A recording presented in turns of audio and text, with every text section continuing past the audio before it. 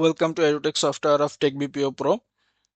Finance and accounts মডিউলের আগের ভিডিওগুলোতে আমরা দেখেছিলাম যে আমরা কিভাবে কোনো একটা স্টুডেন্টের ফি সেটিং ঠিক করতে পারি এবং স্টুডেন্টের টিউশন ফি কিভাবে আমরা জেনারেট করতে পারি এবং টিউশন ফি কিভাবে কালেক্ট করতে পারি এবং ক্যান্সেল করতে পারি।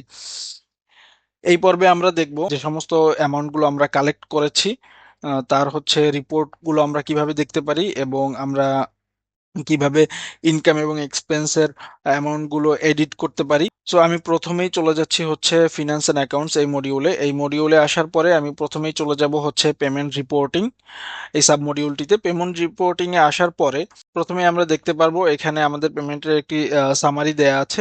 এখানে টু ডেজ কালেকশন, আজকে কত টাকা কালেক্ট হয়েছে। এরপরে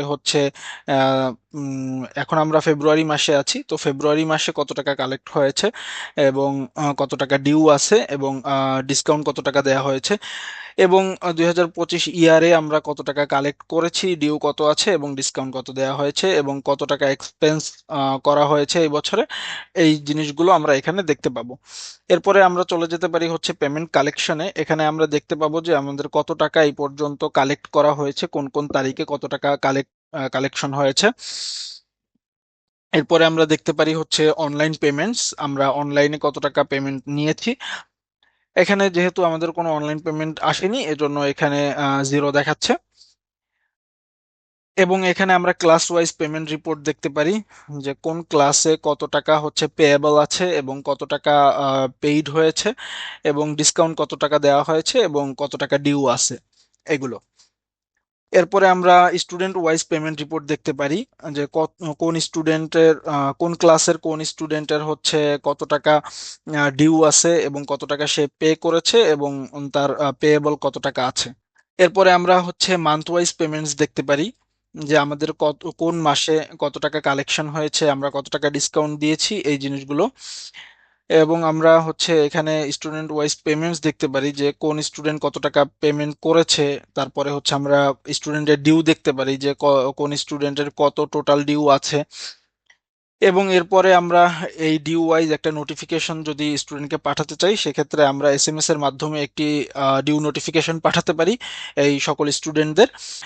সেক্ষেত্রে আমরা যে কয়জনকে সিলেক্ট করব সেই কয়জনকে সিলেক্ট করে পাঠাতে পারবো, অথবা আমরা চাইলে একসাথে সবাইকে সিলেক্ট করে এখানে একটা ডিউ ডেট দিয়ে যে এটা কত তারিখের মধ্যে পে করতে হবে, এটা ডিউ ডেটটা কবে সেটা আমরা এই তারিখটা সিলেক্ট করে দিয়ে তারপর যদি সেন্ড ডিউ নোটিফিকেশনে ক্লিক করি, সেক্ষেত্রে আমরা এই সকল স্টুডেন্টদের কাছে একটা এসএমএস পাঠাতে পারবো যে তাদের কত টাকা ডিউ আছে এবং কত তারিখের মধ্যে সেটা পে করতে হবে। এরপরে আমরা চলে যেতে পারি ফিনান্সিয়াল ট্রানজ্যাকশনে। ফিনান্সিয়াল ট্রানজ্যাকশনে যদি আমরা যাই, এখানে আমরা ফিনান্সিয়াল ট্রানজ্যাকশনে গিয়ে আমরা প্রথমেই দেখতে পারবো আমাদের সকল ট্রানজ্যাকশনগুলো। এখানে প্রথমে আপনারা দেখতে পাচ্ছেন একটি এক্সপেন্স এবং একটি ইনকাম আছে। এই এক্সপেন্স এবং ইনকামগুলো আমরা কিভাবে ক্রিয়েট করব, নিউ এক্সপেন্স থেকে আমরা চাইলে নতুন কোনো এক্সপেন্স আমরা এখানে অ্যাড করতে পারি। এরপরে নিউ ইনকাম থেকে চাইলে আমরা কোনো নতুন ইনকাম অ্যাড করতে পারি। এই নিউ এক্সপেন্স এবং নিউ ইনকাম এটা আমরা পরবর্তী ভিডিওতে ইনকাম এবং এক্সপেন্স ম্যানেজমেন্টের যে ভিডিও সেখানে আমরা দেখব। অল ট্রানজাকশনে যদি আমরা কোনো ইনকাম এবং এক্সপেন্সকে আমরা যদি এডিট করতে চাই, সেই ক্ষেত্রে আমরা এখানে এনাবল এডিটে ক্লিক করব।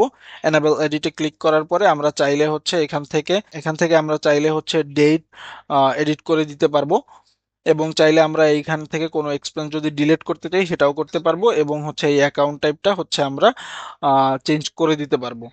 এবং কোনো একটা এক্সপেন্সের যদি আমরা অ্যামাউন্ট চেঞ্জ করতে চাই, সেক্ষেত্রে আমরা এই এক্সপেন্সের উপরে ক্লিক করব। এক্সপেন্সের উপরে ক্লিক করার পরে এরপরে যদি আমরা এনাবল এডিট উপরে ক্লিক করি, তাহলে আমরা এইখানে অ্যামাউন্টটা চেঞ্জ করতে পারবো এবং আমরা টাইপটা চেঞ্জ করতে পারবো এবং আমরা এখান থেকে ডেটও চেঞ্জ করে দিতে পারবো। এরপরে আমরা এখানে দেখতে পারি ফিনান্সিয়াল স্টেটমেন্ট। ফিনান্সিয়াল স্টেটমেন্টে আমরা তিন ভাবে আমাদের স্টেটমেন্টটা দেখতে পারি: শর্ট, সামারি এবং ডিটেইলস।